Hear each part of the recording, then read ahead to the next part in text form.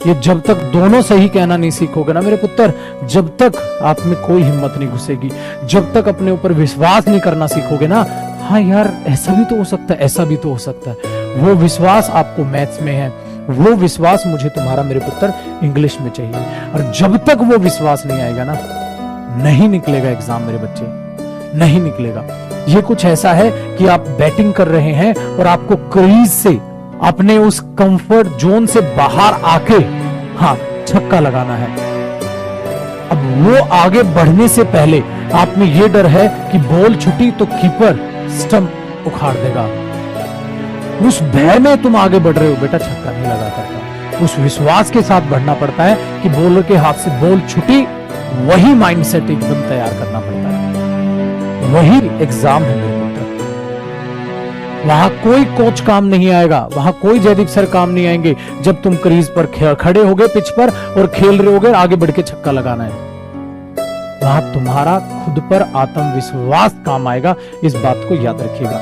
जब तक तुम्हारे दिमाग में बातें हैं तब तक ये बात बनेगी। धन्य जी अब बताइए, कुछ समझ में नहीं आया तो ठीक है।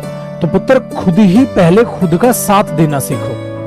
अब जब आप एग्जाम देते हैं तो दोनों ऑप्शंस में से कौन सा ऑप्शन ले, आप वहां कंफ्यूज हो जाते हैं। क्यों कंफ्यूज हो जाते हैं? क्योंकि जब आप मॉक टेस्ट लगाते हो या कुछ भी लगाते हो तो आपके दिमाग में किसी कोने में ये रहता है कोई नहीं मॉक टेस्ट है, मुझे लग रहा है ऐसा होगा यार, हाँ तो टिक कर देता हूं, गलत होगा देखा जाएगा।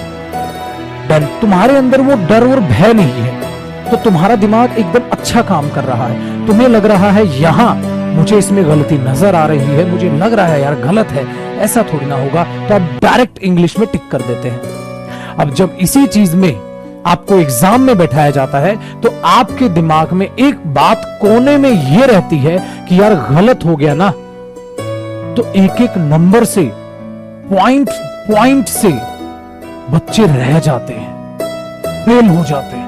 फिर तुम्हारे दिमाग में वहां वो चल रहा होता है, तो वो एग्जाम का प्रेशर, वो एग्जाम का डर और भय आप पर इतना हावी हो जाता है कि आपका जो वो नॉर्मल दिमाग है ना वो ठप हो जाता है। नॉर्मल पता है क्या होता है? नॉर्मल दिमाग होता है कि जो आपको आपकी एक सिक्स सेंस देता है कि हाँ यार मुझे इंग्लिश में इस पार्ट में एक एरर लग रहा है, उसमें कोई जयदीप सर काम नहीं आएंगे, उसमें कोई मेरी कोचिंग काम नहीं आएगी मेरे बच्चे, क्योंकि जब तक तुम्हारा वो नॉर्मल दिमाग तुमसे नहीं मिलेगा ना तब तक बेहतर आउटपुट आएगा ही नहीं। वो नॉर्मल दिमाग है आपकी अंतरात्मा की आवाज, आपका खुद पर विश्वास कि मैंने ये एरर पढ़ा या मैंने ये फिलअप या मैंने ये सेंटेंस इंप्रूवमेंट पढ़ा, मुझे यार ये इंप्रूवमेंट नजर आ रहा है, यार अगर मैं इसका मीनिंग निकालूं तो मुझे इस पार्ट में गड़बड़ नजर आ रही है, ये पार्ट में एरर लग रहा है। डन, खटाक। तुम लोग क्या सोचते हो कि पेपर में 100% सभी क्वेश्चंस में तुम 100% श्योरिटी के साथ उतरो? बेटा ऐसा होता ना तो वो पेपर ऑब्जेक्टिव ना होता।